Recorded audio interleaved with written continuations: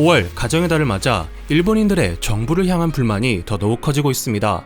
일본의 경우에는 4월 29일 효와의 날을 시작으로 6일 대체 휴일까지 골든 위크라 부르는 연휴가 있었습니다. 지난달 7일 도쿄 등 7개 지역에 한정한 비상사태 선포로 예전 같지는 않겠지만 그래도 골든 위크를 오롯이 즐기겠다는 의견이 많았는데요.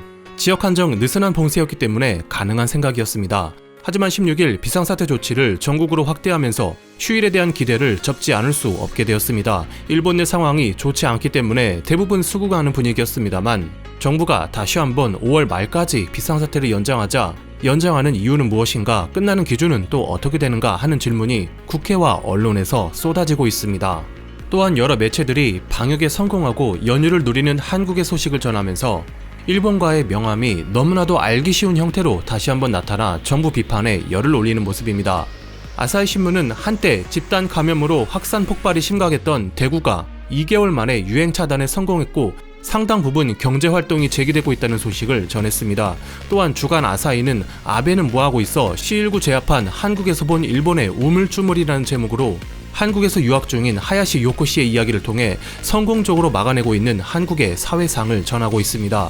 요코 씨는 3월 초 한국에 왔을 때 개강이 늦춰지고 마스크를 구하기 위한 행렬은 늘어지는 데다 하루에도 몇 번이나 울리는 재난안전 문자 벨소리에 다소 공포감을 느꼈지만 이제는 카페나 음식점에 마스크 없이도 대화를 나누는 사람이 가득하고 불금에는 젊은이들의 취한 모습을 볼 수 있다며 단기간에 일어난 변화에 놀라움을 감추지 못하겠다고 밝힌 것입니다.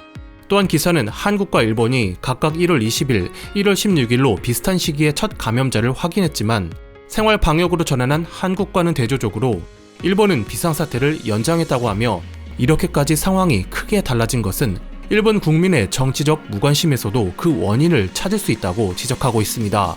일본의 작년 참의원 선거 투표율은 48.8%로 한국처럼 70%에 육박하는 투표율은 기대할 수 없는 데다 엉터리 방역 능력으로 불만을 사는 와중에도 아베가 이끄는 자미당이 선거에서 완승을 거둔 것입니다.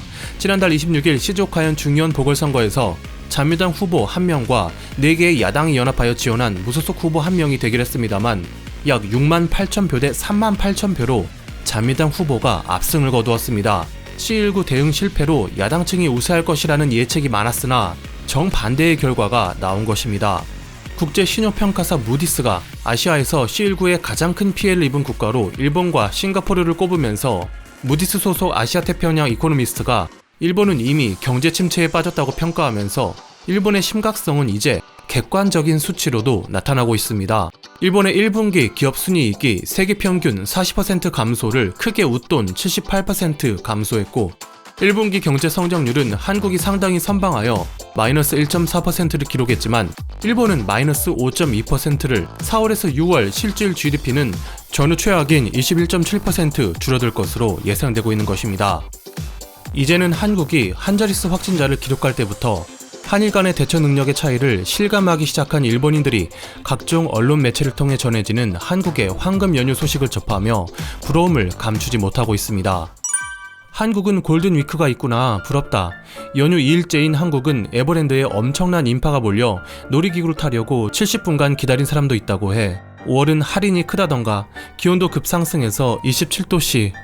에버랜드 가고 싶었는데 가까운 시일 내에 한국에 방문할 수 있었으면 좋겠어. 이걸로 감염이 다시 확대되지 않으면 감동할 것 같아. 이번 연휴에 맞춰 한국에서 대형 영화관들이 영업을 재개했어요.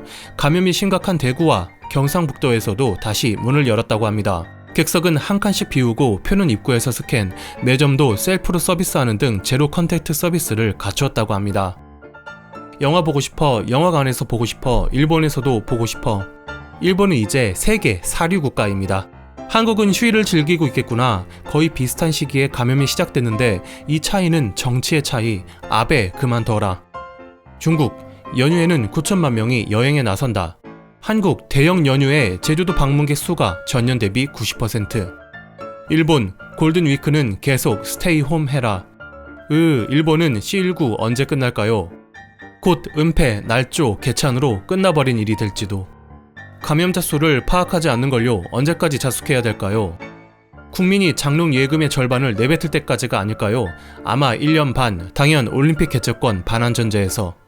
한국은 이제 완전히 원상복구됐네. 아직 방심은 못하더라도 그것보다 전혀 출구가 보이지 않는 우리 헬잽은 어쩔 것인가?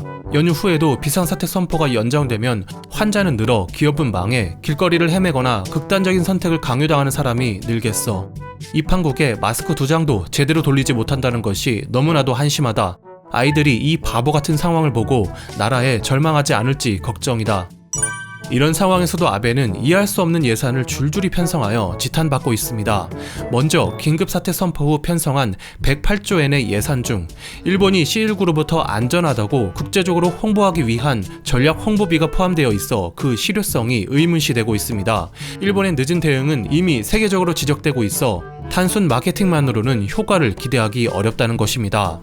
아베노마스크 비리건에서도 당초 200억엔 정도의 비용이 예상됐는데 466억엔이 집행된 데다 공급업체 중 한 곳은 마스크를 생산, 유통하는 업체가 아니었으며 그 실체도 제대로 잡히지 않아 공급 횡령이 의심되고 있습니다. 이번 달 초 참의원 예산위에서는 일본의 병상 수가 세계에서 가장 많다며 종전에 결정했던 병상수 축소 방침을 유지하기로 하여 의사회의 비판을 받고 있습니다. C19의 장기화가 예상되는 가운데 병상수를 줄이려는 행위는 우책 중 우책이라는 것입니다. C19와의 큰 싸움을 한 차례 끝내고 이제 새로운 장으로 진입한다. 3일 박능후 중앙재난안전대책본부 1차장이 중대본 브리핑에서 말했습니다. 한국은 모범적인 대처 능력으로 6일부터 생활 속 거리두기를 시행할 수 있게 되었습니다. 3월 22일 사회적 거리두기를 도입한 지 45일 만입니다. 면역 획득 정도도 알아보기 위해 동의자 1만 명의 혈액을 채취하여 항체 유무도 검사할 예정입니다. 집단 면역의 가능성이 없다면 2차, 3차 유행에 대비해야 하기 때문입니다. 한국은 선두에 나아가면서 누구보다 빠르게 대응하고 있습니다. 이것이 출발점은 비슷했지만 일본과의 차를 만든 커다란 원인이고 타국 정부와 외신들이 극찬하는 이유일 것입니다. 감사합니다. 와트맨이었습니다.